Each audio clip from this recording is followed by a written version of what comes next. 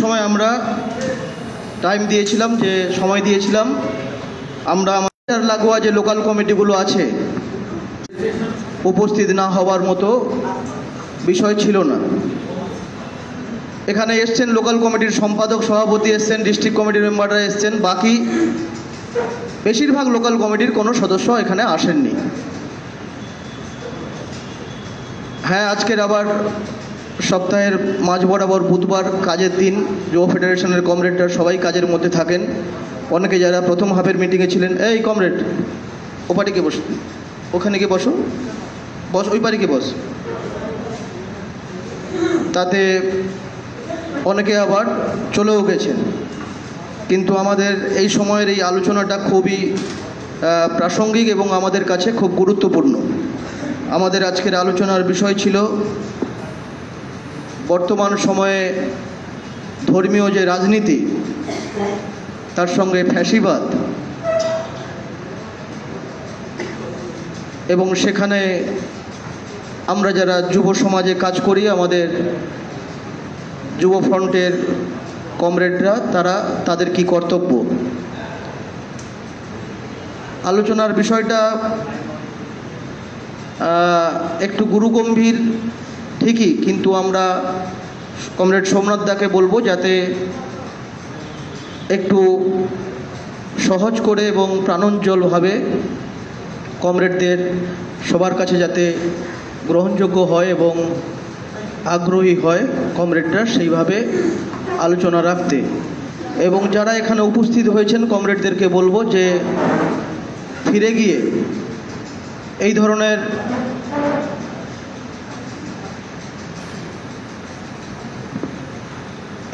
এই ধরনের আলোচনা সভা যাতে আমাদের লোকাল কমিটি স্তরে এবং ইউনিট স্তরে আমরা নিজেরাই এই ধরনের আলোচনা সভা গ্রহণ করতে পারি, সেদিকে উদ্যোগ নেওয়া উচিত। এর আগের জেলা কমিটিতেও আমাদের কমরেড সোমনাথ দা এই ধরনের বিষয়ের উপরেই আলোচনা আমাদের সামনে উপস্থিত করেছিলেন। সেই আলোচনা আমাদের কাছে যথেষ্ট খুব আমাদের কাছে উৎসাহব্যঞ্জক ছিল, এবং আমরা কমরেডরা যারা উপস্থিত ছিলেন সেখানে তারা পরে ফিরে গিয়ে যা জানিয়েছিলেন যে আলোচনাটা খুব ভালো হয়েছে। ফলে কমরেডদের কাছে অনুরোধ করব যাতে যেটুকুনি সময় আলোচনা চলবে সেইটুকুনি সময় আপনারা সবাই চুপ করে থাকবেন, এবং আলোচনা সভা শেষেই আমাদের জেলার পক্ষ থেকে যারা 20তম পশ্চিমবঙ্গ রাজ্য সম্মেলন ডিআইএফআইয়ের যারা প্রতিনিধিত্ব করবেন, তাদের যে ডেলিগেশন, সেই ডেলিগেশনের নামের ঘোষণা আমরা করব। এখন কমরেড সোমনাথ দাকে আমি তার আলোচনা উপস্থাপন করবার জন্য অনুরোধ করছি।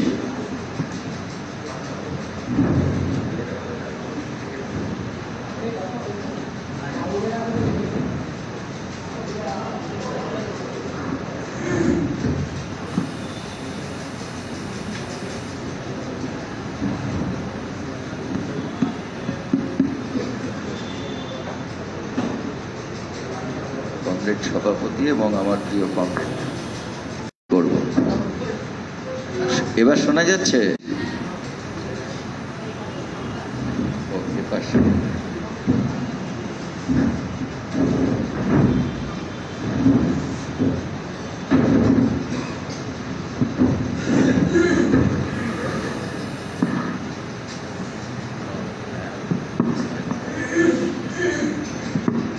তো আমরা একদম আলোচনায় চলে যাই। আমরা চতুর্দিকে এখন দেখছি, আমাদের দেশে তো বটেই, যে ধর্মের সঙ্গে রাজনীতিকে মিশিয়ে দেওয়া হচ্ছে। অথচ পৃথিবীতে 500 বছরেরও বেশি আগে থেকে বারংবার একটা কথা ফিরে ফিরে এসছে যে ধর্মের সঙ্গে রাজনীতিকে, শিক্ষাকে, জ্ঞানকে মিশিয়ে দিও না। 1480 থেকে 1520 ইউরোপের নবজাগরণ হয়েছিল।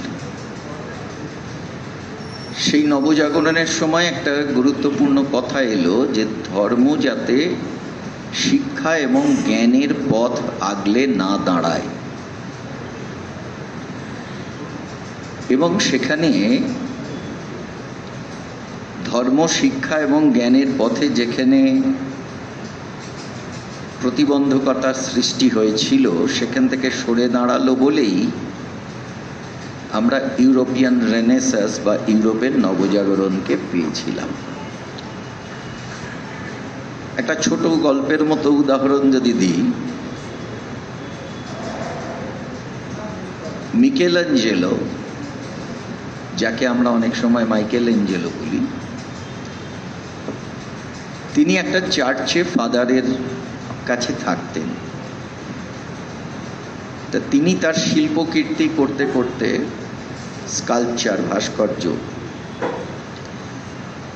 তার মনে হলো যে মানুষের অ্যানাটমিটা, মানে ভেতরের হাড় পাঁজরাগুলো কিভাবে থাকে, সেটা যদি জানতে পারতাম, সেটা যদি স্টাডি করতে পারতাম, তাহলে আমি আরো ভালো করে শিল্প তৈরি করতে পারতাম।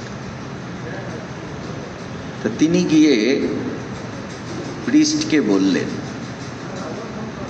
যে আমি এটা করতে চাই, কারণ চার্চে বা এরম ধর্মীয় জায়গায় লাশ কাটা ঘরে ডেড বডি রাখা থাকতো।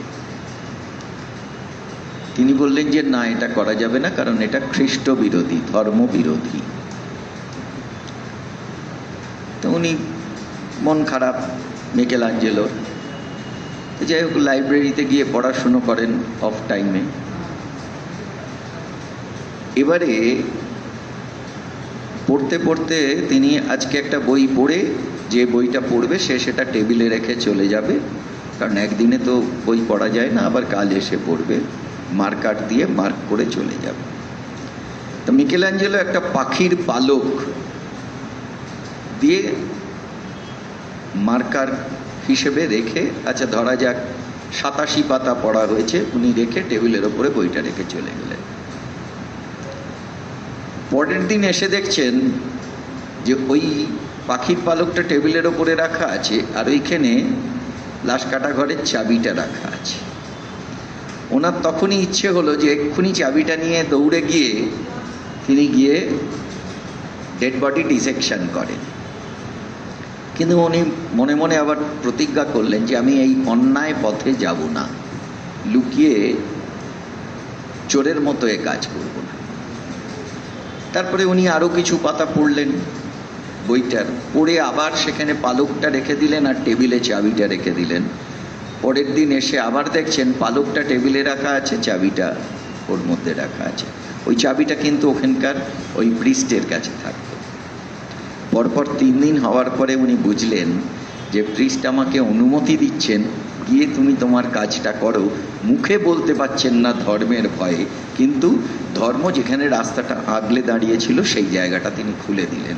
আর এরপরেই মিকেলাঞ্জেলোর অনবদ্য সব সৃষ্টিগুলো হলো। তার একটা বার্থ অফ অ্যাডাম বলে একটা সৃষ্টি আছে, কেউ গুগলে দিলেও দেখতে পাবেন। সেইখানে একটা মানুষ, সে একটা দেব শিশুর হাত ছোঁয়ার চেষ্টা করছে। মানে নবজাগরণ মানে মানুষ চূর্ণিল যবে নিজ মর্ত সীমা, সেই জায়গাটা প্রসারিত হচ্ছে, কারণ ধর্ম তার রাস্তা থেকে সরে দাঁড়ালো। ফরাসি বিপ্লব, সাম্যমৈত্রী, স্বাধীনতা, 1789 সাল, সেইখানেও গুরুত্বপূর্ণ ডিক্লারেশনগুলোর সঙ্গে সঙ্গে এই কথাটা এলো যে church should not interfere in politics. Church মানে ধর্ম, ইউরোপ মানে তো চার্চই রয়েছে তখন, ধর্ম রাজনীতিতে হস্তক্ষেপ করবে না। 1871 সালে প্যারি কমিউন, আবারও সেই কথাটা আরও বলিষ্ঠভাবে এলো যে ধর্ম রাজনীতিতে হস্তক্ষেপ করবে না। 1917 সালে নভেম্বর বিপ্লব হওয়ার পরে প্রতিষ্ঠিত হয়ে গেল ধর্মের জায়গা চার্চে, মন্দিরে, মসজিদে, গির্জায়, আর রাজনীতির জায়গা, রাষ্ট্র পরিচালনার জায়গাটা আলাদা। ফলে এই দুটো সেপারেটেড হবে। এইটাই ছিল প্রধান কথা। সেখানে আজ যখন ধর্ম প্রতি মুহূর্তে রাজনীতির সঙ্গে মিশে যাচ্ছে, বা রাজনীতি ধর্মের সঙ্গে মিশে যাচ্ছে, তখন বুঝতে হবে আমরা ভুল পথে চলছি।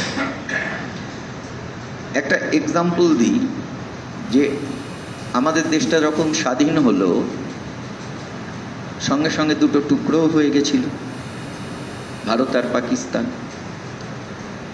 তারপরে পৃথিবীর সমস্ত চিন্তাশীল মানুষ তারা বলেছিলেন যে একই দিনে একটা দেশ ভেঙে দুটো দেশ হলো, এ কথা ঠিক, কিন্তু একটা দেশ সামনের দিকে এগোবে, আর একটা দেশ পেছনের দিকে যাবে। কেন? বলল যে পাকিস্তান যেহেতু ইসলামকে তার রাষ্ট্রের ধর্ম হিসেবে গ্রহণ করে সে দেশ চালাবে ঠিক করেছে, যেটা অনেক দিন আগে পৃথিবীতে রিজেক্টেড হয়ে গেছে। আমি কি বোঝাতে পারলাম? ধর্মের ভিত্তিতে দেশ চালানোটা রিজেক্টেড হয়ে গেছে, সেইখানে পাকিস্তান বলছে আমি ধর্মের ভিত্তিতে দেশ চালাবো, তাই পাকিস্তান পেছনের দিকে চলবে।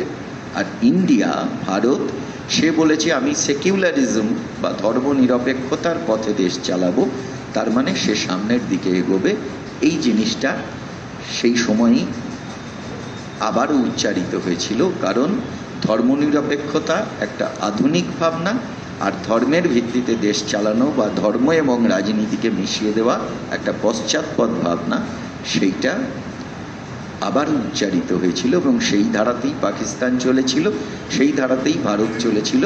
যদিও ক্ষমতায় যখনই বিজেপি এসছে, ভারতের সেই ধারাটা ব্যাহত হয়েছে।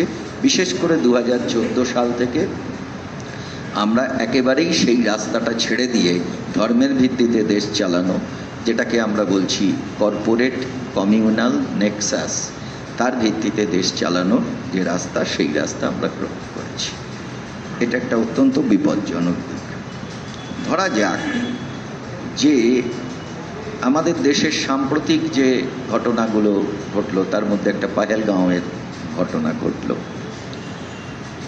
এই যে ধর্মের ভিত্তিতে দেশ চালানো হলে কিভাবে ডিভিয়েশনটা, বিচ্যুতিটা হয়, সেটা হলো যে পাহেলগাঁওয়ের ঘটনার পরে দেশের শাসকরাও বলা শুরু করলো এবং কর্পোরেটদের পয়সায় চলা মিডিয়াও সোচ্চারে বলা শুরু করলো, যার ভিত্তিতে তুমি আমিও আমরাও বলা শুরু করলাম যে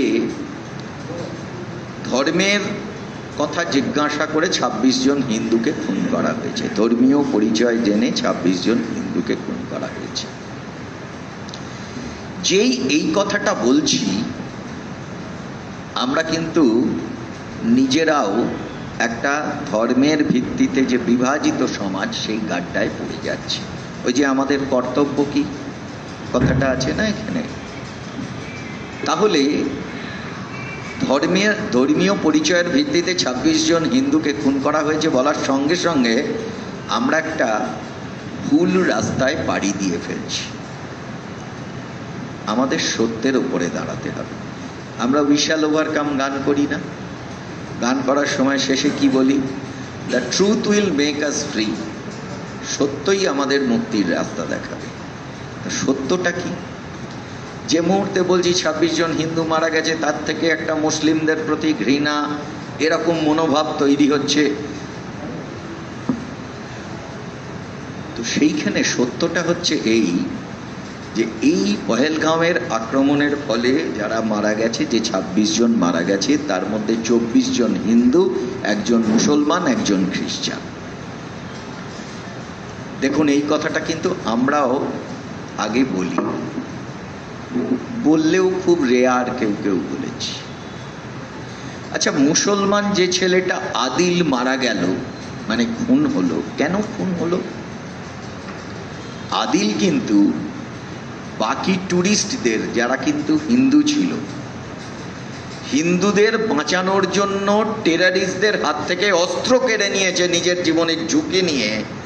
সেই কথাটা কিন্তু আমরা এই যে মিডিয়ার প্রচার এবং বিজেপি RSS এর প্রচার সব মিলিয়ে একটা এমন একটা আবিষ্ট করা পরিবেশ, তাতে কিন্তু এই সত্য কথাটা বলিনি।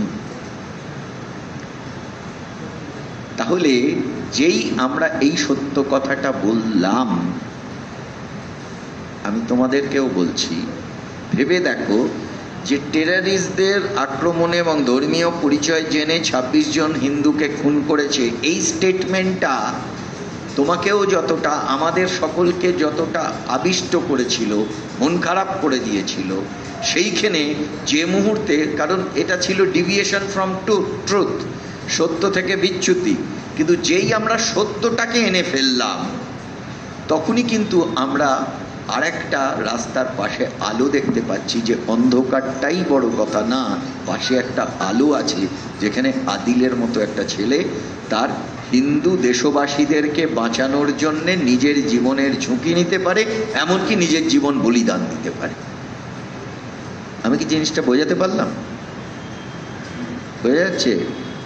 পেছনের দিকে যারা শুনছো কি হ্যাঁ না বলছো না তো? যাচ্ছে? পেছনে বোঝা যাচ্ছে। তাহলে যে মুহূর্তে আমরা ট্রুথটাকে ভিত্তি করব, সঙ্গে সঙ্গে আমরা রাস্তাটা খুঁজে পাব। ওরা যেটা চায়, ধর্মের ভিত্তিতে রাজনীতি যারা করতে চায়, করাতে চায়, তারা আসলে আমাদের এই সত্যটা থেকে সরিয়ে দিতে চায়, কারণ জানে সত্যকে সাথী করলে জয় আমাদের অনিবার্য। আর মিথ্যাকে বাদ দিয়ে কখনো সাম্প্রদায়িক শক্তিও বেড়ে উঠতে পারে না, সন্ত্রাসবাদী শক্তিও বেড়ে উঠতে পারে না, এবং যেটাকে আমরা বলি কি ফান্ডামেন্টালিজম, মৌলবাদও বাড়তে পারে না।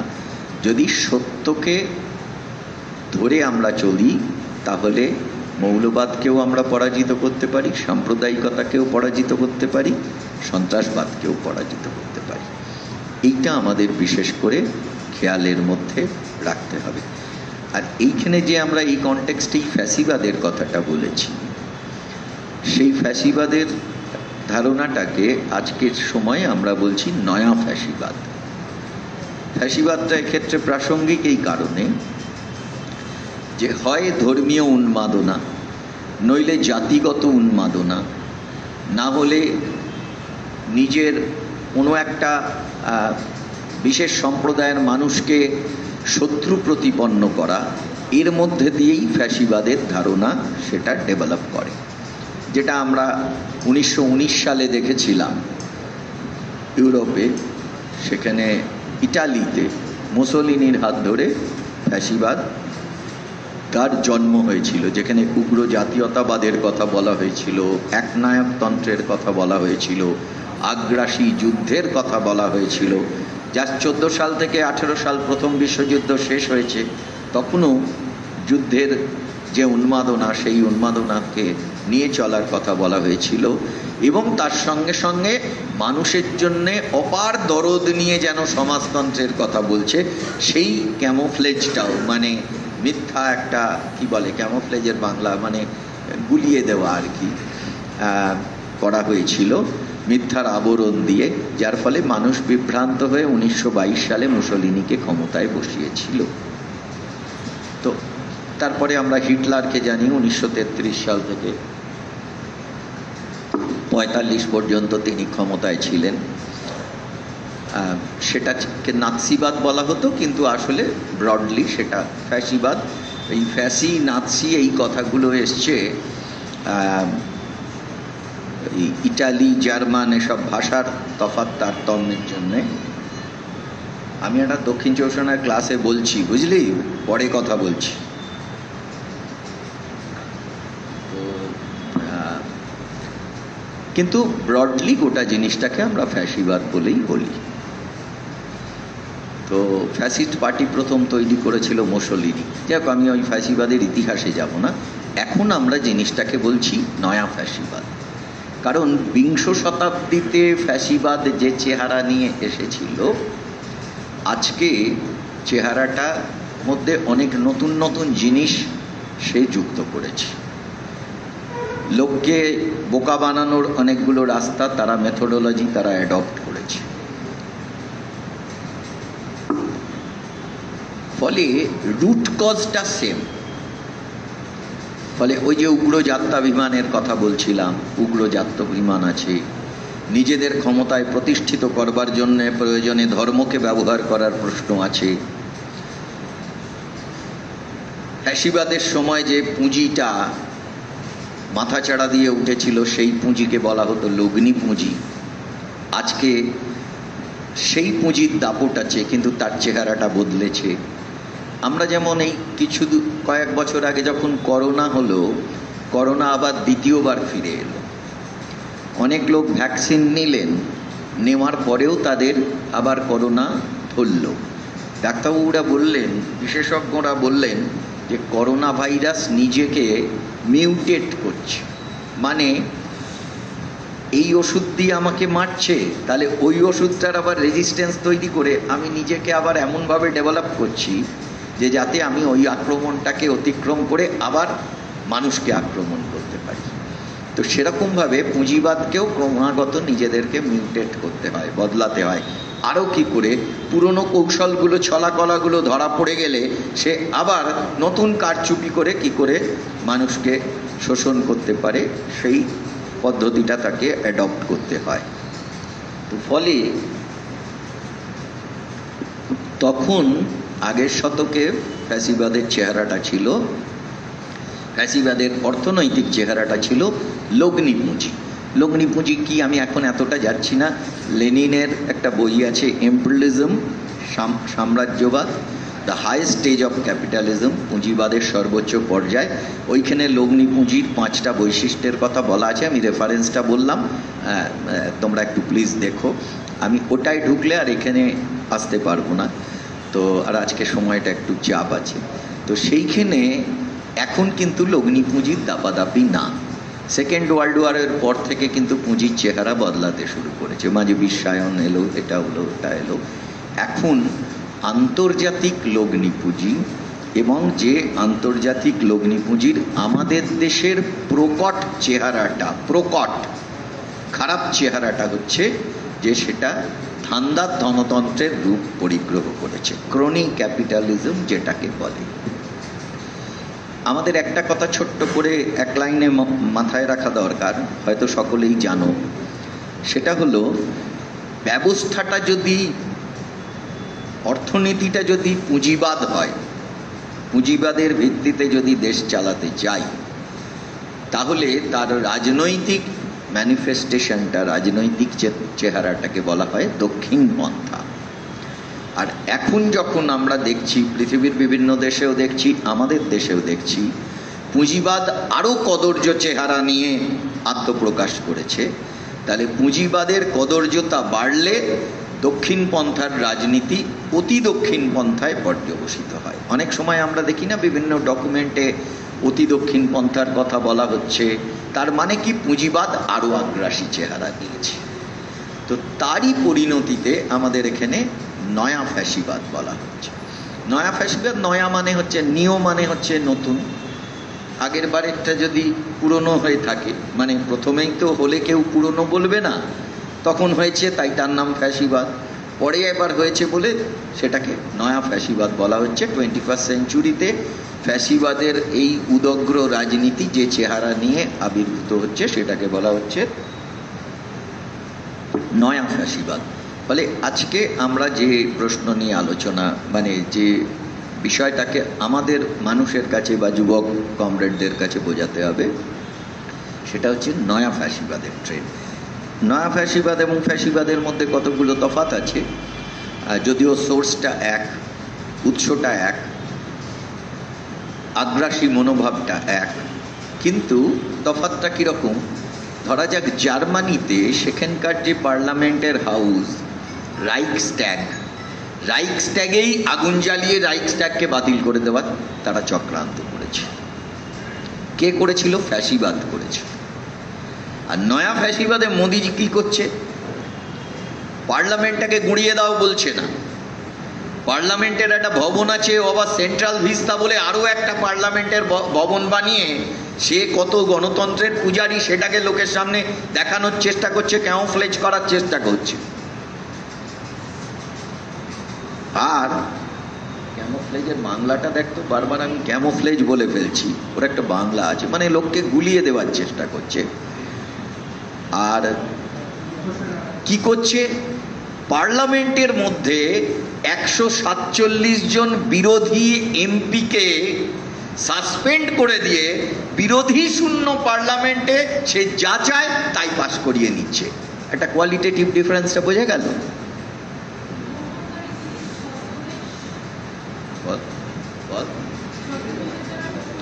ছদ্মবেশে ক্যামোফ্লেজ করছে, মানে এই যে হ্যাঁ হ্যাঁ, গিরগিটি যে যাচ্ছে গাছের পাতার সঙ্গে, সে যখন মিশে থাকছে সবুজ, ডালের সঙ্গে যখন মিশে থাকছে তখন একটা খয়েরির মতো, মানে ডালের মতো। এটাকে বলে ক্যামোফ্লেজ করা, মানে লোক ঠকানো সোজা বাংলায়। তো যেটা বললাম, যে ফলে নিও ফ্যাসিস্ট প্রবণতায় পার্লামেন্টটা থাকছে, রাইক্সট্যাগ আগুন জ্বালিয়ে দিচ্ছি না, কিন্তু পার্লামেন্টটাকে বিরোধী শূন্য করে দিয়ে আমি যা বলবো, উঠতে বললে উঠবো, বসতে বললে বসবে। ফলে এইটা হচ্ছে নিউ ট্রেন্ডস, সেই দিকে ওরা জিনিসটাকে নিয়ে যেতে চাইছে।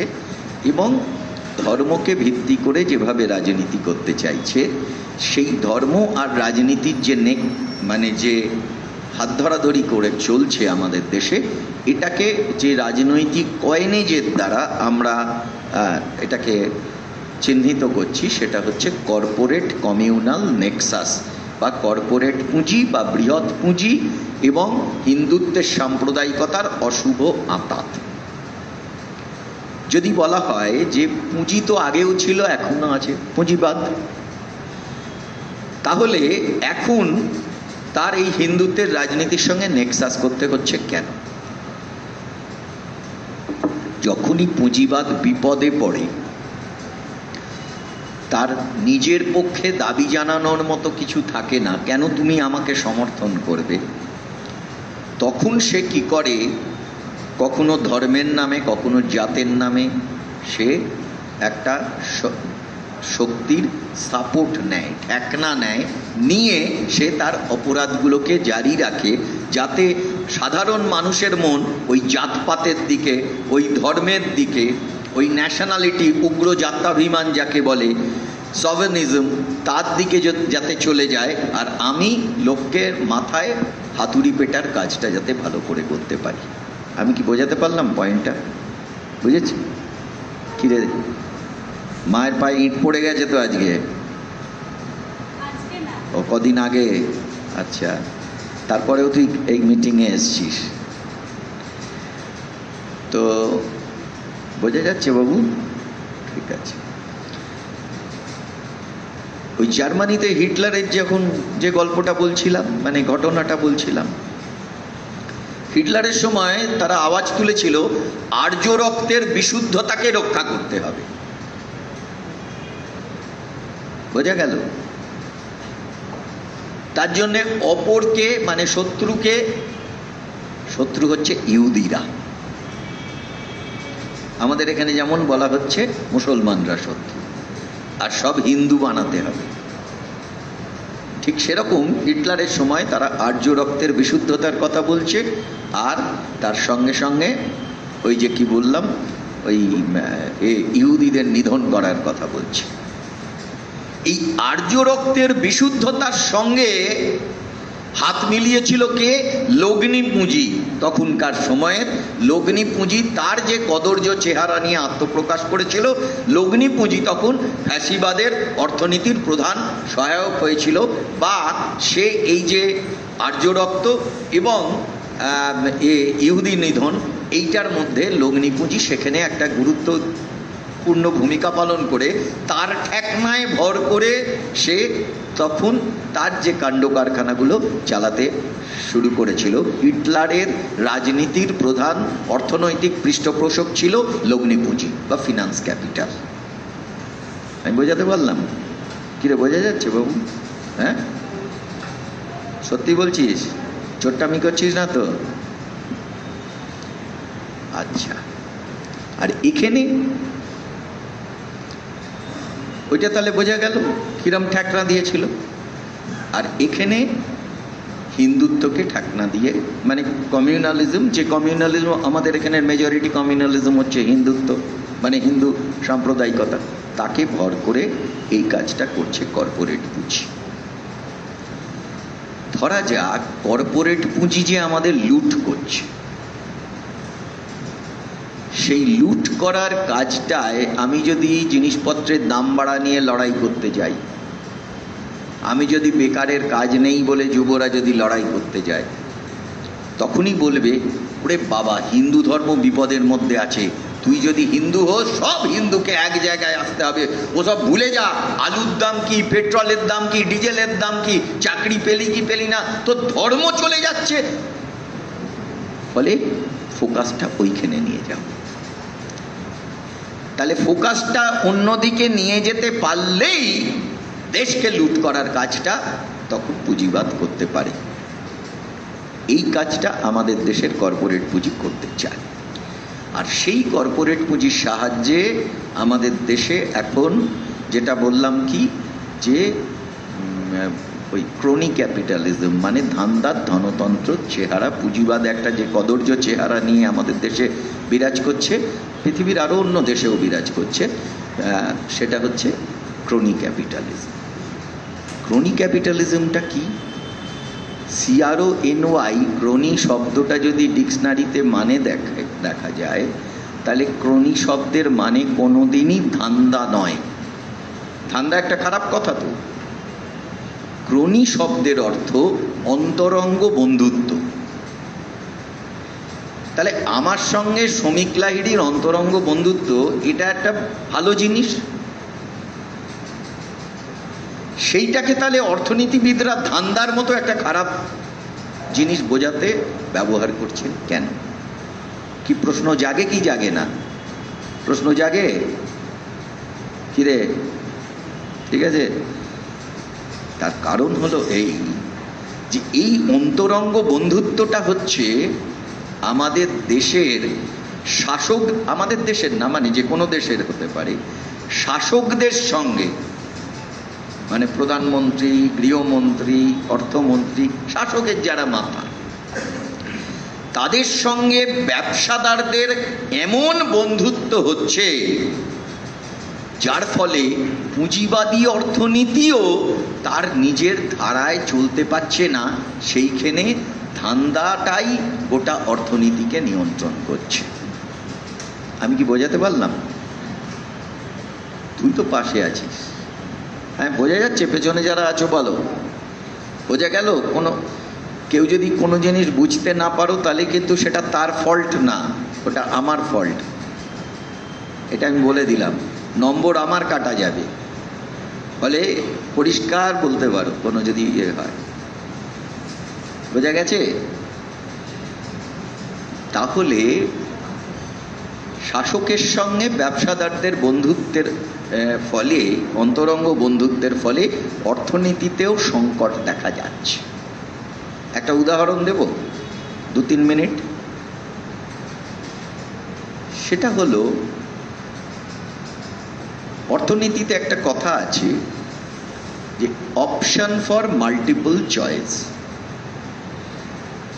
তুমি দোকানে গিয়ে একটাই জিনিস আছে, একটা মিষ্টির দোকানে শুধু রসগোল্লা পাওয়া যাচ্ছে। তোমার যদি রসগোল্লা ভালো না লাগে তাহলে তুমি আর কিছু নেবে না, মানে ঠিক আছে একটা রসগোল্লা নেই অনিচ্ছা সত্ত্বেও। কিন্তু যদি 10 রকম মিষ্টি সাজানো থাকে তাহলে আমি একটা রসগোল্লা, একটা এই, একটা ওই নিতে পারি। এটাকে বলে অপশন ফর মাল্টিপল চয়েস। আমি যদি একটা ছোট উদাহরণ দিই, যে 2 বাচ্চা ছেলে মেয়ে, তাদের বাবা মা আর তাদের দাদু দিদা, 6 জন, তারা গেল কোলগেটের দোকানে,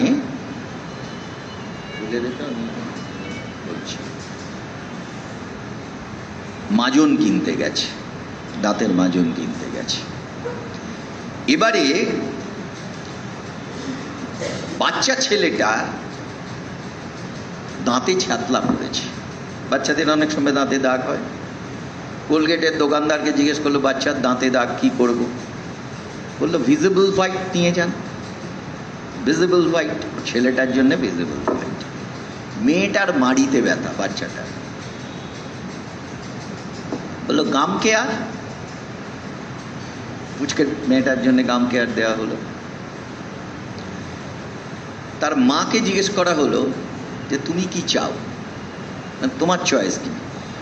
বললো মাজনটা একটু জেলি জেলি হলে আমার বেশ ভাল লাগে। বললো কোলগেট ম্যাক্স জেল। বাবা বলল, বাচ্চা দুটোর বাবা, আমি একটা দেখেছিলাম ওই কি সল্ট দেওয়া একটা মাজন থাকে, সেটা বেশ দাঁতটা মজবুত হয়, বিজ্ঞাপন দেখছিলাম। তো বললো ঠিক আছে, আপনার জন্য কোলগেট সল্ট, অ্যাক্টিভ সল্ট। দাদু বলল যে আমার অত শত বাবা জানি না, আমি বুঝি না, আমার একটা এমনি দাঁত মাজার মাজন দিলেই হবে। বললো দাদুর জন্য কোলগেট রেগুলার। দিদাকে জিজ্ঞেস করা হলো, বললো আমি যখন একটু পুজো আর্চা করে টিভিটা খুলে বসি, দেখি একটা কোলগেট বেদশক্তি বলে কি একটা বেরিয়েছে, আমার মনেও একটা ভক্তিভাব আসে, তাহলে একেবারে সকালের দাঁত মাজা দিয়েই ভক্তিভাবটা না হয় করি, তাহলে দিদার জন্যে বেদশক্তি। তাহলে 6 জনের জন্যে 6টা মাজন বিক্রি হলো, সব পয়সা দিনের শেষে ঢুকলো কোলগেটের ঘরে। 6টা মানে কিন্তু আলাদা 6টা ঘরে ঢুকলো না। এটা হচ্ছে this is the rule of capitalism, এটা পুঁজিবাদের নিয়ম, অপশন ফর মাল্টিপল চয়েস। ঠিক আছে? বোর হচ্ছ? বোর হলে বলো, এক্ষুনি 2.5 মিনিটে শেষ করে দেবো। হচ্ছে কেউ কেউ। তাহলে অপশন ফর মাল্টিপল চয়েস গেল। তাহলে ক্রনি ক্যাপিটালিজম কি? কোলগেট এখন ভারতে, কোলগেট তো মাল্টিন্যাশনাল কোম্পানি, অন্য দেশেও যা আছে আছে, ভারতে কোলগেট আর পেপসোডেন্ট মাথায় হাত। কারণ রামদেবের পতঞ্জলির দন্তকান্তি প্রধানমন্ত্রী এবং বিজেপির গোটা শাসকদের সঙ্গে তার এত ওঠা বসা যে যে কোনো ধরনের ওই মনি স্কোয়ারের মতো জায়গা, সাউথ সিটি মল থেকে শুরু করে পাড়ার পাঁচু, হাবলু, কালু, মনুয়ার দোকানে দন্তকান্তি পাওয়া যাচ্ছে। ফলে যারা বছরের পর বছর গবেষণা করে নানা ধরনের দাঁতের মাজন বার করছে এবং প্রতি মুহূর্তে R&D, রিসার্চ অ্যান্ড ডেভেলপমেন্টের কাজ চালাচ্ছে, তাদের সব কিছু বরবাদ করে এখন দন্তকান্তি 1 নম্বর হয়ে যাচ্ছে। This is called crony capitalism. আমি বোঝাতে পারলাম? আমি কি পাস না ফেল? আমি পাস তো। 34 দিয়েছো? দিয়েছে, তাহলে মানে টাই পাস আর কি। ফলে এইটা আমাদেরকে বিশেষ করে মাথায় রাখতে হবে যে কোন অর্থনীতির সঙ্গে কোন রাজনীতি রিলেটেড, আর এই অর্থনীতিকে পেট্রোনাইজ করবার জন্যই রাজনীতির বারবার ধর্মের অবলম্বনটা প্রয়োজন হয়ে পড়ছে। আমি ছোট করে আনছি যে ধর্মকে ব্যবহার করে যখন রাজনীতি করা হয় বা সাম্প্রদায়িকতা করা হয়, তখন আমাদের মাথায় রাখতে হবে যে ধর্মকে ব্যবহার করে যখন রাজনীতি করা হচ্ছে, তার থেকে যে সাম্প্রদায়িকতার রূপ পরিগ্রহ করছে, এর প্রধান ভিত্তিটাই মিথ্যার ওপরে দাঁড়িয়ে থাকে, which is a deviation from truth. সত্য থেকে বিচ্যুত না হলে সাম্প্রদায়িকতার রাস্তা প্রশস্ত হয় না। অনেক সময় আমরা যেটা ভাবি যে সাম্প্রদায়িকতার বিরুদ্ধে কথা বলতে গেছি মানে ধর্মের বিরুদ্ধে কথা বলছি। অপূর্ব একটা তেড়ে বক্তৃতা করছে পদ্মপুকুর মোড়ে, লোকে ভাবছে যেন যে ও তো পুরো ধর্মের গোষ্ঠীর তুষ্টি করে ছাড়লো। আমাদের এইটা প্রথমেই আমাদের রেজলিউশন করে দিতে হবে যে ধর্ম আর সাম্প্রদায়িকতা এক না। সাম্প্রদায়িকতার বিরুদ্ধে লড়া মানে ধর্মের বিরুদ্ধে লড়া না। যদি আমরা লিখি যে সাম্প্রদায়িকতা সমান ধর্ম, তাহলে কি ঠিক হলো? না। ধরা যাক আমি একটা প্রাইমারি স্কুলে বাচ্চাদের নিয়ে ক্লাস করছি, লিখলাম 3 = 2। বাচ্চাদের বললাম বল ঠিক না ভুল, বাচ্চা সমস্যারে বলে উঠলো ভুল। বললাম কেউ এসে এটা ঠিক করে দিয়ে যা, সমীকরণটা ঠিক করে দিয়ে যা। তা একটা বাচ্চা গটগট করে উঠে এসে সে কি করলো, 3 সমান 2 লিখেছি, সমান চিহ্নর পেটটা কেটে দিল। সমান চিহ্নর পেট কেটে দিলে তাকে বলে অসমান, মানে 3 অসমান 2। ঠিক আছে, আমি আবার বোর্ডে আমি বললাম ঠিক আছে খুব ভালো, বাচ্চাটার গাল টিপে বাচ্চাটাকে পাঠিয়ে দিলাম, খুব ভালো করেছিস। এবারে আবার 3 সমান 2 লিখে বললাম আর কিভাবে এটা ঠিক করা যায় এই সমীকরণটা। তখন আরেকটা বাচ্চা উঠে এলো, সে লিখলো 3 সমান 2 যোগ 1। এটাও ঠিক। সেই বাচ্চাটাকেও মাথায় একটু চুলে বিলি কেটে বললাম যা গিয়ে নিজের জায়গায় বস। ঠিক আছে, আমাদের এই 3 অসমান 2 আর 3 সমান 2 যোগ 1টা শুধু মনে রাখতে হবে। ক্লাস 1-এর কাজ বা 2-এর কাজ, এইটুকু মনে রাখলেই আমাদের সাম্প্রদায়িকতা ধর্মের সমীকরণটা আর জীবনে ভুলব না। কি 3-এর জায়গায় লিখলাম সাম্প্রদায়িকতা, 2-এর জায়গায় লিখলাম ধর্ম, তাহলে কি হবে? 3 অসমান 2 সাম্প্রদায়িকতা অসমান ধর্ম। বোঝা গেল? তাহলে সাম্প্রদায়িকতার সঙ্গে কি ধর্মের কোনো সম্পর্ক নেই? আছে। আবার যদি অসমান চিহ্নটা উঠিয়ে দিয়ে 3 সমান 2-এর মতো করে লিখি সাম্প্রদায়িকতা সমান ধর্ম, তাহলে এই সমীকরণটা কি করে সঠিক হয়? তখন যোগ 1-এর মতো লিখতে হবে যে সাম্প্রদায়িকতা সমান ধর্ম যোগ রাজনীতি। যখন ধর্ম রাজনৈতিক স্বার্থ চরিতার্থ করবার জন্য ব্যবহৃত হয় তখন সেটা সাম্প্রদায়িকতার রূপ পরিগ্রহ করে। আমি কি বোঝাতে পেরেছি? এটা ভুলবো না তো? তাই সাম্প্রদায়িকতার বিরুদ্ধে লড়াই কখনোই ধর্মের বিরুদ্ধে লড়াই না। এইটা আমাদের কিন্তু মানে 100% অনেস্টলি মাথায় রাখতে হবে। আপনি পৃথিবীতে যা ভালো কাজ করতে চান সেখানে যদি আপনি ধর্মের বিরুদ্ধে লড়াই করেন আপনি কখনোই করতে পারবেন না। কারণ ওয়ার্ল্ড পপুলেশনের, বিশ্ব জনসংখ্যার ওভারওয়েলমিং মেজরিটি, মানে ব্যাপক সংখ্যার মেজরিটি হচ্ছে ধর্মপ্রাণ মানুষ। তাহলে আমি ভালো কাজ করতে গেলে তো আমার মানুষকে লাগবে। তো সেখানে যে মানুষ ধর্মে বিশ্বাস করে আমি তাকে দূরে ছেড়ে দিলে কখনো জীবনে মেজরিটি আমার সঙ্গে থাকবে না। তাহলে আমাদের কি মাথায় রাখতে হবে? মাথায় রাখতে হবে যে ধর্ম হলো মানুষের বিশ্বাস, তাকে আমরা শ্রদ্ধা জানাবো। ঠিক আছে? আর সাম্প্রদায়িকতা হলো মানে ধর্মের রাজনৈতিক রূপ, ধর্মের সঙ্গে রাজনীতির মিশেল, সেটা হলো সমাজের জন্যে বিষ। সাম্প্রদায়িকতাবাদীরা কি করে? মানুষের বিশ্বাসকে বিষে পরিণত করে। আমাদের লড়াই বিষের বিরুদ্ধে, বিষ থেকে সমাজকে মুক্ত করতে চাই আর মানুষের বিশ্বাসকে মাথা নিচু করে শ্রদ্ধা জানাতে চাই। আমি কি বোঝাতে পারলাম? এইটা যদি করতে পারি আমার সামনের রাস্তাটা ক্রমে চওড়া হবে। যে মা সন্ধেবেলায় তুলসী তলায় প্রদীপ জ্বালিয়ে তার আরাধ্য দেবতাকে প্রণাম করে, তিনি যখন তার ঈশ্বরের কাছে প্রার্থনা করেন তিনি কখনো কোনো মানুষের অমঙ্গল কামনা করেন না। এইখানে তোমরা যে বয়সী মানুষেরা আছো, ছেলেমেয়েরা আছো, বাড়িতে গিয়ে ঠাকুমা দিদিমার যারা আছে তাদের গিয়ে জিজ্ঞেস করো যে ঠাকুমা তুমি যখন তুলসী তলায় প্রণাম করো তখন তুমি কার কথা ভাবো যে ওর গোলা উঠা হয়ে মরে যাক, ওর মুখ দিয়ে রক্তপাত হোক, ওর মাথায় হাতুড়ি পেটা হোক, মনে করো? তুই বলছিস কি রে? সে আতঙ্কে কুঁকড়ে উঠবে। কারণ মানুষ যখন ঈশ্বরের কাছে প্রার্থনা করেন, হিন্দু রমণী, হিন্দু মা যখন প্রার্থনা করেন তখন তিনি সকলের মঙ্গল কামনা করেন। যেমন সন্ধে লাগো সময় মাগরিবের নামাজ পড়ার পরে ধর্মপ্রাণ মুসলমান মানুষটা যখন আল্লাহর কাছে দোয়া মাঙে তিনিও তখন সকলের মঙ্গল কামনা করেন। এটাই তার বিশ্বাস। বিশ্বাসটা কি? ধর্মীয় বিশ্বাস। এটার মধ্যে বিষ নেই। মানুষকে এই শ্রদ্ধার জায়গাটা আমাদের দিতে হবে। আমি কি ঠিক বললাম? তোমরা আমার সঙ্গে সহমত? ফলে এই রাস্তাটায় আমরা চলতে চাই।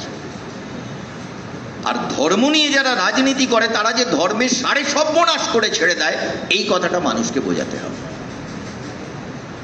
মিথ্যাচার তো একটা আছেই, সেটা একটা দুটো উদাহরণ দেব। এটা বলি, ধরা যাক হিন্দু ধর্মে বলা হয়েছে বসুধৈব কুটুম্বকম। বসুধা মানে পৃথিবী, কুটুম্ব মানে বৈবাহিক সূত্রে আত্মীয়। বৈবাহিক সূত্রে আত্মীয়দের একটু বেশি খাতির করতে হয়। আমি কি বোঝাতে পারলাম? আমার বাড়িতে যদি আমার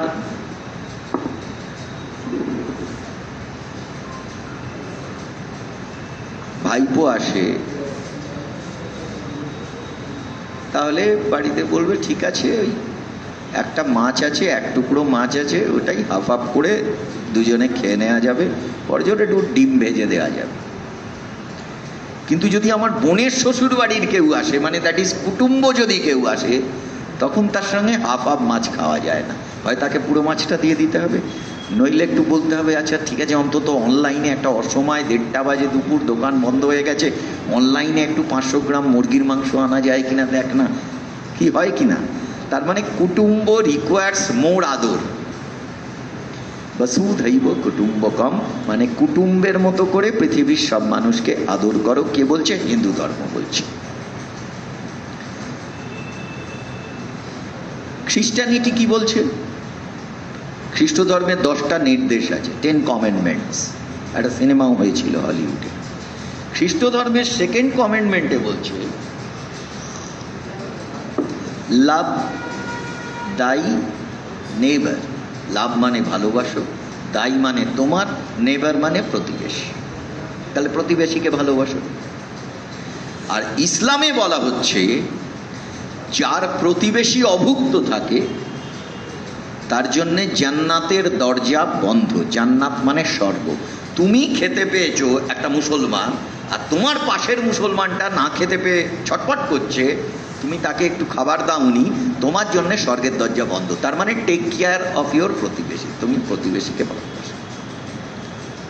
3টে ধর্মেই মূল একটা কথা কমন। কি আমি বোঝাতে পারলাম? তাহলে সেইখানে দাঁড়িয়ে হিন্দু ধর্মে যখন বলা হয়, কি বলা হয়? হিন্দি হিন্দু, হিন্দুস্তান, মুসলমান যাও পাকিস্তান। আমি অন্য অনেক কথার মধ্যে যাচ্ছি না। ভালো হিন্দু হতে হলে মুসলমানদের কোতল করো, খ্রিস্টানদের পুড়িয়ে মারো। এটা কারা বলে? যারা ধর্মের নামে রাজনীতি করে তারা বলে। কোনোদিন হিন্দু ধর্মের কোনো প্রবক্তা আদি শঙ্করাচার্যও বলেননি, চৈতন্যও বলেননি, রামকৃষ্ণ, বিবেকানন্দ, সারদামাও বলেননি। তাহলে ধর্মের লোকরা কি বলেছে? কে বলে? আদবানি বলেছে, নরেন্দ্র মোদী বলে, অমিত শাহ বলে, আবার ওইদিকে জামাতি ইসলামের লোকেরা বলে, আইসিসের লোকেরা বলে, মুসলিম ব্রাদারহুডের লোকেরা বলে, আমি মিমের লোকেরা বলে। আমি কি বোঝাতে পারলাম? ইসলাম কি বলেছে?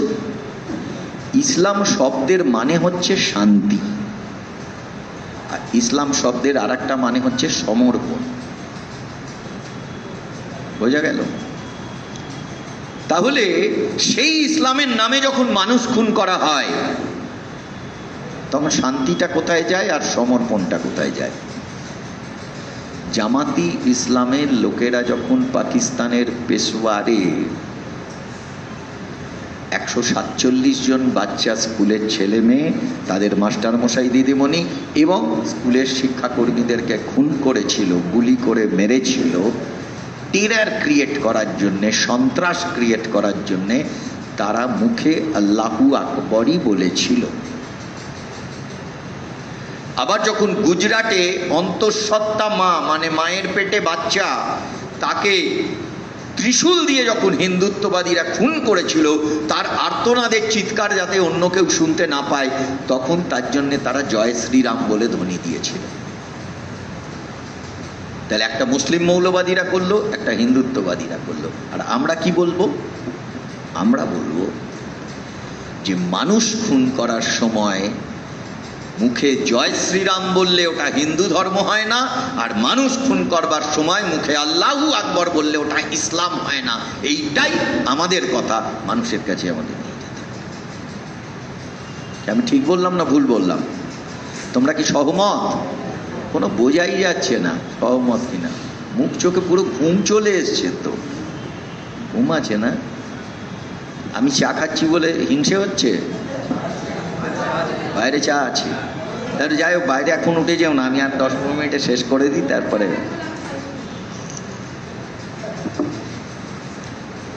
তাহলে এইটা হচ্ছে তফাৎ। যারা মানে যে রাজনৈতিক দল বা সংগঠন যে ধর্মের নাম করে সে তার রাজনীতি করে, সে কিন্তু সেই ধর্মকেই সবচেয়ে বেশি অপমানিত করে। এই যে ইসলামের কথাও বললাম, হিন্দু ধর্মের কথাও বললাম, বলেছি তো, উদাহরণ আর বাড়াচ্ছি না। ইসলাম ধর্মের কোরআনে 114টা সূরা আছে। এখানে মুসলিম কমরেড কেউ আছে? হ্যাঁ, তাই তো 114টা সূরা আছে। জানো, কোরআন মোড়ান নেড়ে টেড়ে দেখো তো নাকি? না বিপ্লবের নামে ডিএফআই করতে গিয়ে আরো সবগুলো কোনো দেখাই হয়নি?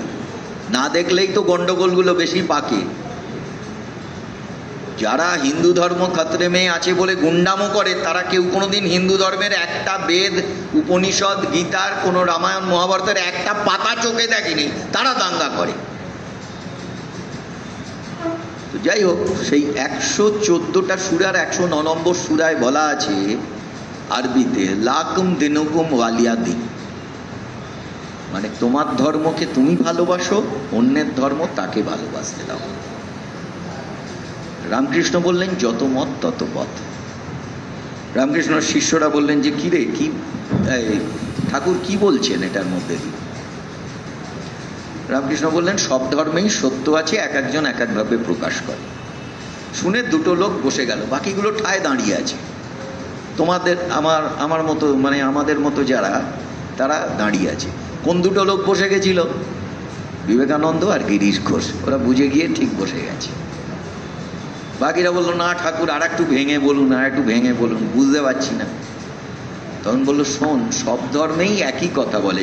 ওই যে আমি বললাম যে বসুধৈব কুটুম্বকম, লাভ দাই নেভার, আর যার প্রতিবেশী অভুক্ত থাকে, তার মানে কি কথার মূল সুরটা তো একই। উনি বললেন সব ধর্ম একই কথা বলে, আমাদের সমস্যা আমরা ভাষাটা বুঝি না। কেউ বলছে জল, কেউ বলছে পানি, কেউ বলছে ওয়াটার, কেউ বলছে অ্যাকোয়া। তুমি ভাষা না বুঝলে ভাববে যে তুমি গালাগালি দিচ্ছে, ভাষা বুঝলে দেখবে সবাই একই কথা বলছে। আমাদের সেই ভাষাটা বোঝা উচিত। তাহলে ইসলামেও যে কথাটা বললো, হিন্দু ধর্মেও রামকৃষ্ণ সেই শিক্ষাটা দিলেন। আমাদের এখানে একটা কথা আমি আমার কমরেডদেরকে বলছি, তোমরাও যে কোনো মানুষকে বলতে পারো, সে মানে আমাদের ডিওএফআইয়ের সদস্য হোক না হোক, তৃণমূল হোক, বিজেপি হোক, প্রতিক্রিয়াশীল হোক, একটা কথা বলাই, সেটা হচ্ছে কেউ যদি হিন্দু হয়, সে হিন্দু ধর্মকে প্রাণ দিয়ে ভালোবাসবে, তাতে আমাদের কোনো আপত্তি নেই।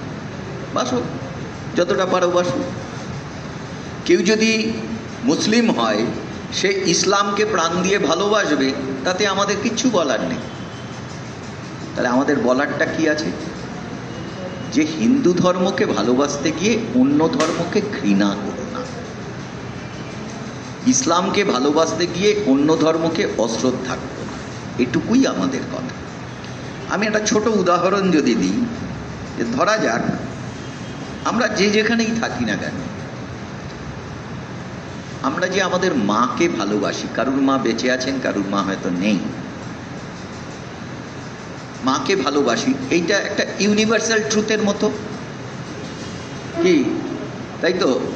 সন্দেহ আছে নাকি এই নিয়ে কোনো? তা আমি আমার মায়ের কাছে গিয়ে বললাম, মা আমি তোমাকে দারুণ ভালোবাসি। মা খুশি হলেন, বলে ঠিক আছে। বলে বললাম, বুঝলে মা, আমি না সেই জন্যে কাকিমাকে প্রচন্ড ঘেন্না করি। জেঠিমাকে দেখলেই আমার গা রিরি করে ওঠে, পিসিমাকে দেখলেই দু কথা শুনিয়ে দিই, আর মাসিমাকে দেখলেই আমি মুখ ঘুরিয়ে চলে যাই। কেন না, আমি তোমাকে প্রচন্ড ভালোবাসি। মা কি বলবেন? বলবেন, তোর অমন ভালোবাসায় কাজ নেই। যেদিন তুই তোর কাকিমা, জেঠিমা, পিসিমা, মাসিমাকেও ভালোবাসতে পারবি, সেদিন এসে আমাকে ভালোবাসার কথা বলিস। বলবে কি বলবে না? গলায় আওয়াজ নেই, কি ব্যাপার? খাওয়া দাওয়া হয়েছে তো? বলবে কি বলবে না বলো দেখি? সবার মা বলবে তো? মায়ের জায়গায় ধর্মটা বসিয়ে ফেলো। নিজের মাকে ভালোবাসার জন্য যেমন অন্য কাউকে ঘৃণা করতে হয় না, তাদেরকেও শ্রদ্ধা করতে হয়। আমি মাকে ভালোবাসি ঠিক, কাকিমাকেও ভালোবাসি, কিন্তু কাকিমাকে কি মায়ের মতো ভালোবাসি না, মা স্পেশাল। কিন্তু কাকিমাকেও শ্রদ্ধা করি, পিসিমাকেও শ্রদ্ধা করি। আমি কি বোঝাতে পারলাম পয়েন্টটা? তো আমি হিন্দু ধর্মকে ভালোবাসলে হিন্দু ধর্মকে শ্রদ্ধা করব, ইসলামকে ভালোবাসলে ইসলামকে শ্রদ্ধা করব।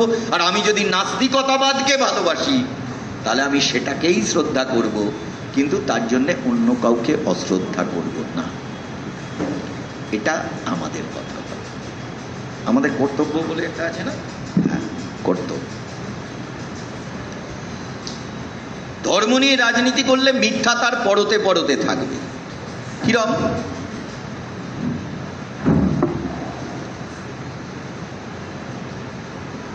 ধরা যাক ইসলামের সঙ্গে গরু খাওয়াকে সমার্থক করে দেখা হয়।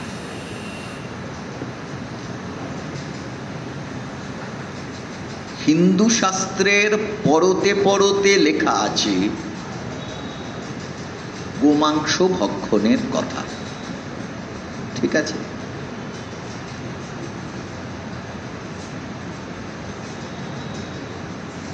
সেখানে আমরা পুরাণের নানান কাহিনীতে পাই, অশ্বমেধ যজ্ঞের কথা মনে আছে? অশ্বমেধ যজ্ঞের কথা শুনেছি তো কখনো? তেমনি আছে গোমেধ যজ্ঞ। গো মানে গরু, মেদ মানে মাংস। তা গরুর মাংস পাবো কি করে তাকে যদি না কাটি? বোঝা গেল? গোমেধ যজ্ঞ শাস্ত্রেই লেখা আছে। সেখানে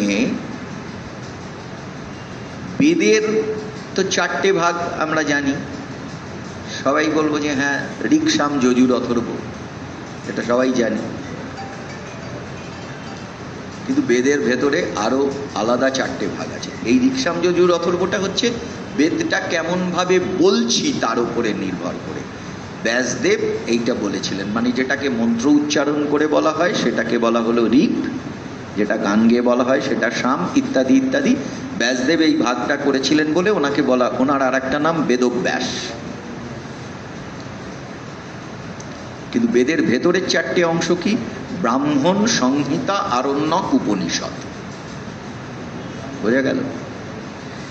বেদের রচয়িতা যারা, যে যে ঋষি এবং ঋষিকারা, পণ্ডিতরা বেদ রচনা করেছেন, প্রচুর ছেলেদের সঙ্গে প্রচুর মেয়েরাও ছিল। বেদের রচয়িতা ঋষিদের মধ্যে পাওয়া যায় যাজ্ঞবল্ক, উদ্দালক, আরুণী, এইসব ঋষিদের নাম। মেয়েদের মধ্যে মৈত্রেয়ী, গার্গী, অপালা, বিশ্ববারা, এদের নাম আছে, ঠিক আছে? তো এই যে যাজ্ঞবল্ক, সেই যাজ্ঞবল্ক শতপথ ব্রাহ্মণে বলছেন, শতপথ ব্রাহ্মণ, ওই যে ব্রাহ্মণ, সংহিতা, আরণ্যক, উপনিষদ, শতপথ ব্রাহ্মণে বলছেন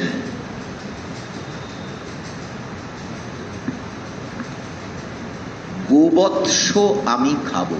গোবৎস মানে গরুর বাচ্চা, মানে বাছুরের মাংস আমি খাবো। কেন? কারণ তা নরম ও সুস্বাদু। আর হযরত মুহাম্মদ কি বলতেন? নানান মাংস উনি খেয়েছেন, কিন্তু বলতেন খরগোশের মাংস আমার প্রিয়। কেন? না কারণ তার নরম ও সুস্বাদু। হযরত মুহাম্মদ তার সারা জীবনে এক টুকরো গরুর মাংস খায়নি, অথচ ইসলামের সঙ্গে গরুর মাংসকে আমরা সিনোনিমাস করে দেখি তো কেন হযরত মুহাম্মদ গরুর মাংস খাননি? এই নিয়ে কাউকে কোনো থিসিস রচনা করতে হবে না। সহজ সরল কথা, মরু দেশে গরু পাওয়া যায় না, দুর্লভ। পাওয়া কি যায় না? দুর্লভ। বোঝানো গেল?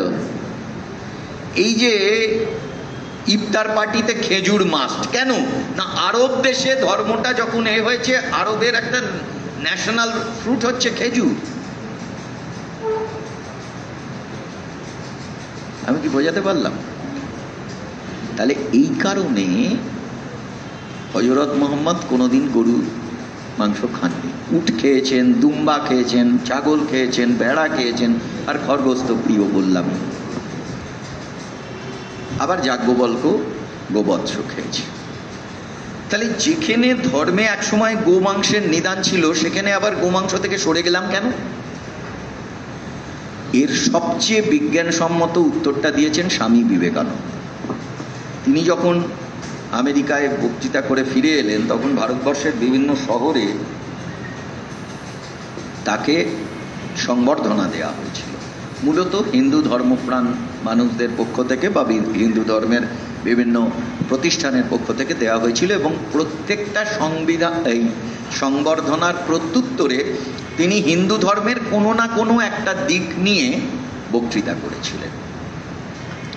তাতে মাদুরা, যেটা এখনকার নাম মাদুরাই, কদিন আগে আমাদের একটা সম্মেলন হয়ে এলো, সেই মাদুরাইতে তিনি যে বক্তৃতাটা করেছিলেন, সেই বক্তৃতাতে তিনি বললেন, এই হলো সেই ভারতবর্ষ যেখানে হিন্দুরা যদি গোমাংস না খেত, তাহলে ব্রাহ্মণকে ব্রাহ্মণ বলে স্বীকৃতি দেওয়া হতো না। পরে সে নিয়মটা বদলে গেল। কেন না, কারণ আমরা ক্রমে ক্রমে যাযাবর জাতি থেকে কৃষি জাতিতে পরিণত হলাম। আর কৃষি জাতিতে কৃষিকাজ করবার ক্ষেত্রে লাঙল দেয়া থেকে শুরু করে মাল বয়ে নিয়ে যাওয়া পর্যন্ত গরুর মতো একটা শান্ত, নিরীহ কিন্তু বলিষ্ঠ, শক্তিশালী পশু, যা সহজে পোষ মানে, সেটা অত্যন্ত প্রয়োজনীয় হয়ে পড়ল। তাই গরু হত্যা, গোহত্যা বন্ধ হলো। তাই বলা হলো শাস্ত্রে গোহত্যা মহাপাপ। আমি কি ঠিক বললাম? বোঝা গেল? তাহলে একই শাস্ত্রে গরুর মাংস খাওয়ার নিদানও আছে, গরুর মাংস না খাওয়ার কথাও বলা আছে। কেন? এবারে আর একটা কথা বলি, এটাও একটা গুরুত্বপূর্ণ কথা, মনে রাখলে লাভ, ভুলে গেলে ক্ষতি, মাইনাস না হলেও জিরো। সেটা হলো বেদ, উপনিষদ, এই ব্রাহ্মণ সংহিতা, এগুলো একটা লোক, এই যে আমরা দেশ পত্রিকায় পড়তাম সুনীল গাঙ্গুলির ধারাবাহিক উপন্যাস, ছোটবেলায় আমরা সুক্তারা বইতে পড়তাম শক্তিপদ চট্টোপাধ্যায়ের পাণ্ডব গোয়েন্দার ধারাবাহিক উপন্যাস, গল্প, সেরমভাবে কোনো একটা লোক বেদ লিখতে শুরু করলো তা নয়। শত শত বছর ধরে তৎকালীন পণ্ডিতেরা, চিন্তাবিদরা যে যে ভাবনাকে ভেবেছেন এবং সূত্রায়ত করেছেন, সেইগুলো ক্রমে ক্রমে লিপিবদ্ধ হয়ে মুখে মুখে প্রচারিত এবং লিপিবদ্ধ হয়ে বেদের আকার ধারণ করেছে। আমি কি বোঝাতে পারলাম? তাহলে একই ধর্মশাস্ত্রে এক সময় বলা হয়েছে যে গোমাংস খাও, আবার সেই ধর্মশাস্ত্র পরে 100-150 বছর বাদে বলা হয়েছে যে গো হত্যা মহাপাপ। বুঝতে কি অসুবিধা হচ্ছে? ধরা যাক উপনিষদ, এটা সাবজেক্টের বাইরে একটা, মানে বোঝার জন্য বলছি।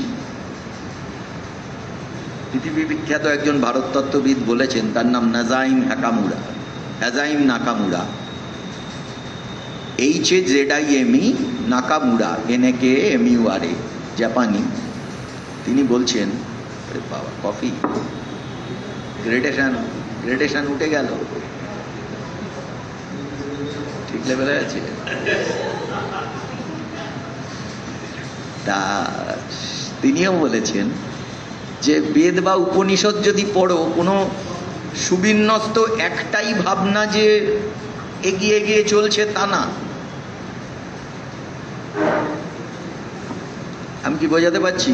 রবীন্দ্রনাথের শেষের কবিতা কেউ কেউ পড়েছো কি? পড়েছে, কয়েকজন পড়েছে। তাহলে শেষের কবিতায় একটা অমিত রায় বলে একটা লোক, সেই লোকটা কিভাবে কিভাবে এ করলো, শেষে গিয়েও অমিত রায়। এখানে তা না, নানান জিগজ্যাগস হতে হতে গেছে। কেন না, আমি যেভাবে ভেবেছি পারমিতা তো সেভাবে ভাবিনি। এবারে পারমিতার ভাবনাটাও আছে, আমার ভাবনাটাও রয়েছে, এবং কোথাও কোথাও পরপর দু লাইনে একেবারে ভিন্ন ধরনের কথা আছে। ঠিক আছে? রবীন্দ্রনাথের কবিতায় কি পাচ্ছি? কুমোর পাড়ার গরুর গাড়ি, গোজাই গড়া কলসি হাঁড়ি, গরুর গাড়ির সঙ্গে কলসি হাঁড়ি। কিন্তু কুমোর পাড়ায় গরুর গাড়ি আজিয়ে প্রভাতে রবির কর, এরম হয় কখনো লাইন? হয়? এই যেহেতু আমরা উপনিষদ বেদ কিছুই পড়ি না, অথচ না পড়েই গুছিয়ে ভাষণ দিয়ে যাই, এবং যারা আমাদের উল্টো দিকেও বলে তারাও এরম ভাবে বলে যায়, ফলে যে কোনো কথা বলতেই মানে না জানার চেয়ে বড় জ্ঞান তো আর কিছু হতে পারে না। এরম হয়।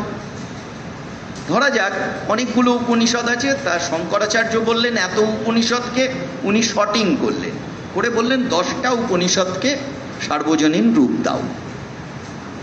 শঙ্করাচার্য মানে 1205 বছর আগে মারা গেছে, 820 সালে মারা গেছে। অদ্বৈত বেদান্ত ভাবনা ইত্যাদি, এই যে এখান দিয়ে যেতে গেলে নরেন্দ্রপুর পড়ে না, অদ্বৈত বেদান্ত ওইখানে ওইসব আছে। যাই হোক, আমি ওসবের মধ্যে এখন যাচ্ছি না। এইটা হয় কি, এইরকম বলতে বললে না, একটা যদি নোট নিয়ে বলি একরকম, আর না হলে এটা যেন আরব্য রজনীর মতো গল্পের পেট থেকে একটা গল্প বেরিয়ে যায়। এবারে শেষ করে দেব। সেখানে শঙ্করাচার্য বললেন 10টা উপনিষদকে স্ট্যান্ডার্ড বলে ধরে আলোচনা করো। যারা আরো গভীর পড়তে চায়, এ করতে চায়, তারা যা যা আছে তা নিয়ে। তা তার প্রথম উপনিষদটার নাম হচ্ছে ঈশ উপনিষদ। ঈশ উপনিষদে সাধারণভাবে ঈশ্বর সম্পর্কিত কথাবার্তা বলা হয়েছে। ঈশ উপনিষদের একটা লাইন, সেই লাইনটায় বলা হচ্ছে ঈশাবস্যমিদং সর্বম যৎ কিঞ্চ জগত্তাং জগৎ, মানে ঈশ্বর সর্বময় অধীশ্বর, জগৎ সেই তুলনায় তুচ্ছ। বোঝাতে পারলাম আমি জিনিসটা? বোঝা গেছে? এর পরের লাইনে বলা হচ্ছে তেন তক্তেন ভুঞ্জিতা মা গৃধ কাস্য সিদ্ধনম, মানে ত্যাগের দ্বারা জীবন অতিবাহিত করো, কারুর ধনে লোভ করো না, এভাবে জীবন চালাও। কোথায় ঈশ্বর একটা মানে কি, গগনে গরজে মেঘ ঘর বরষা, এর পরের লাইনটাই পুরানো সেই দিনের কথা, সেই কি বলা যায়?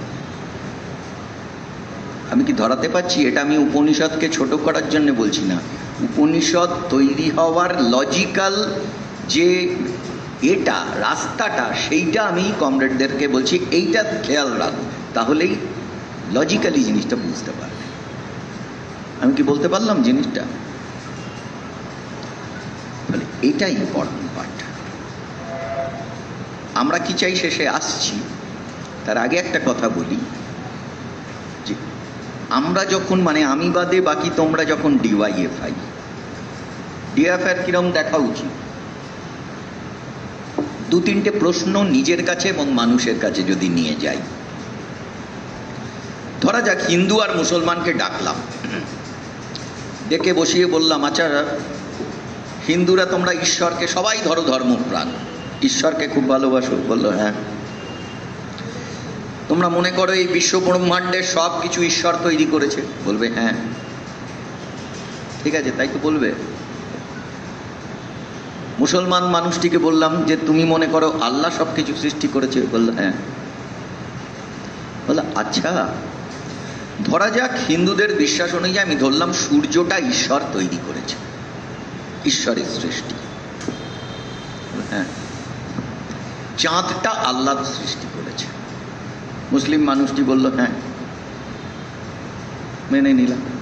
এবারে যদি তাকে বলি যে আচ্ছা, ঈশ্বর সূর্যটা সৃষ্টি করেছেন বলে, ঈশ্বর তো হিন্দুদের দেবতা, উপাস্য, তাই সূর্য কি অহিন্দুদের ঘরে কম আলো দেয়?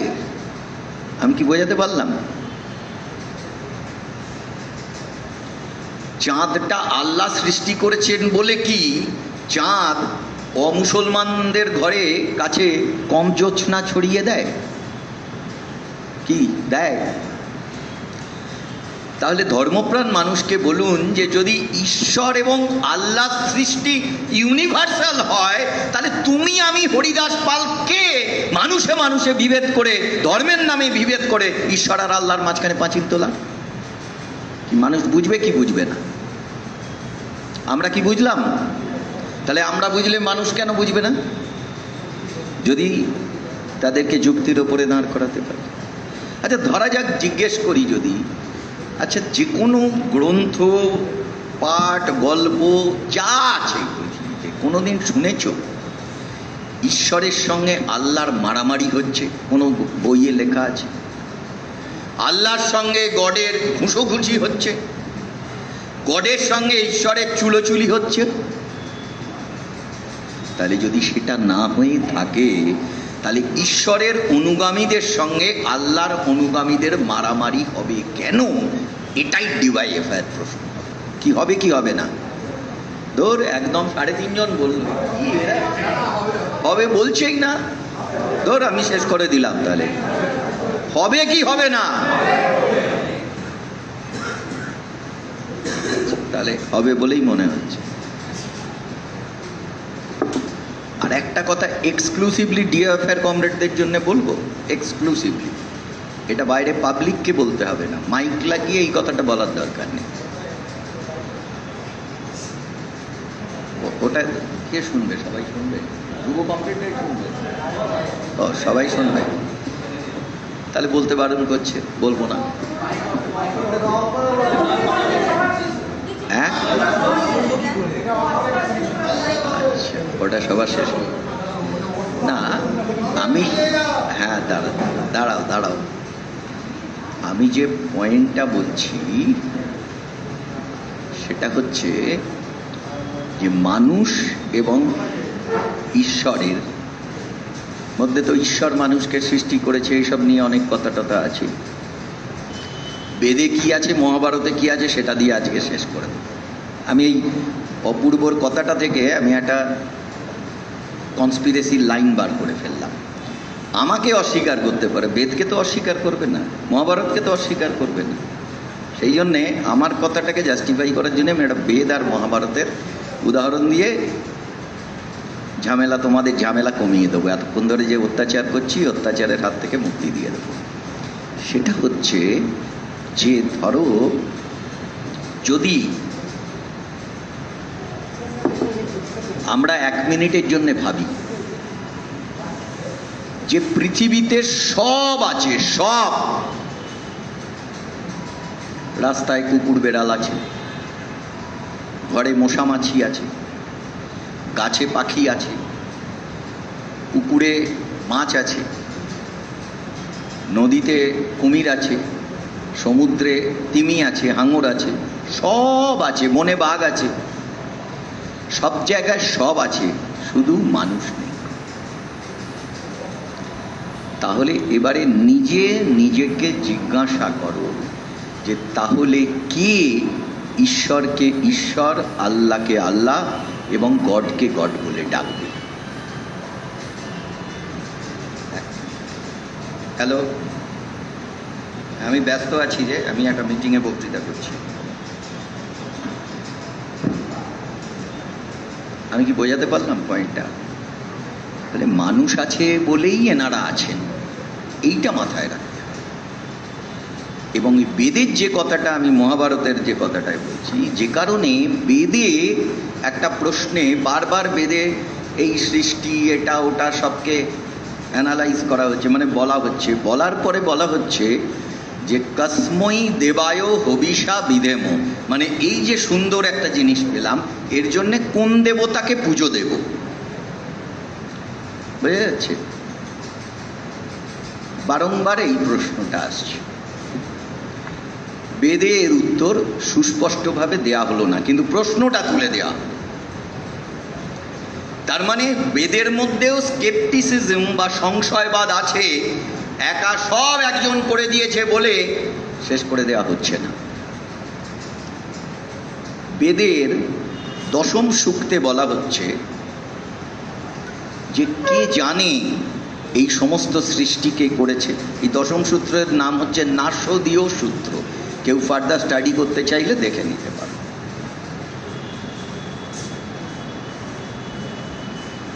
কে জানে এই সমস্ত সৃষ্টি কবে থেকে বলে বলছে, হয়তো তিনি জানেন যিনি সবার ওপরে থেকে আমাদের সবাইকে দেখছেন।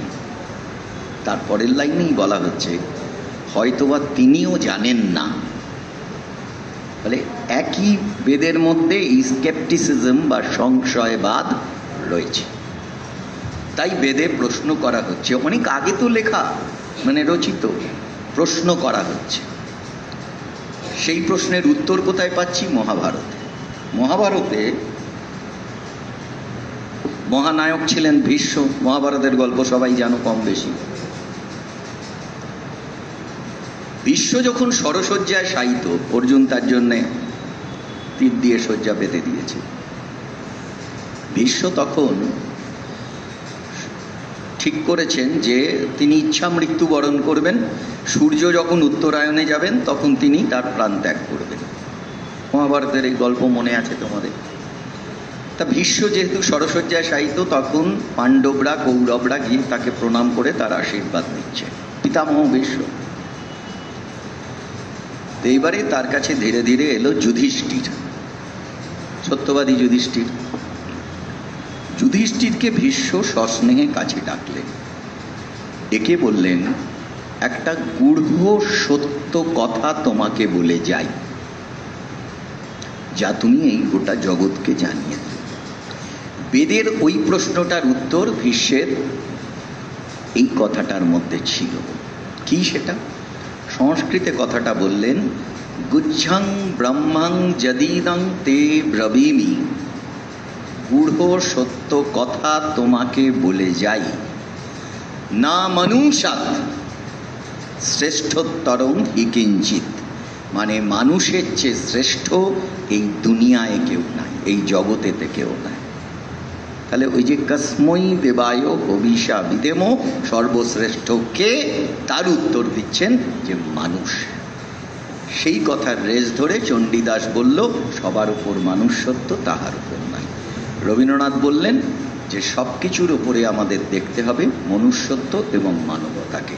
তার নিরিখে চললেই আমরা নয়া ফ্যাসিবাদকেও মোকাবিলা করতে পারবো, ধর্ম নিয়ে রাজনীতি, সাম্প্রদায়িকতা, সন্ত্রাসবাদ সবকেই মোকাবিলা করতে পারবো, সামনের দিকে এগোতে পারবো। ধন্যবাদ, সংগ্রামী অভিনন্দন।